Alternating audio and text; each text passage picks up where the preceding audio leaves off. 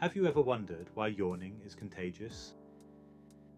The answer lies deep within our brains, in special cells known as mirror neurons.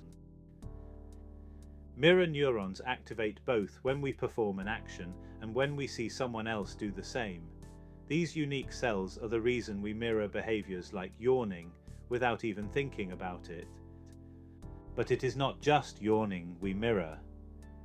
These neurons make us instinctively copy actions like clapping, shrugging, or even adopting someone's tone of voice. They help us synchronize in social situations. Next time you speak to someone, try an experiment. Cross your arms or lean against a wall and watch. You will be amazed how many people will mirror your actions, thanks to their mirror neurons.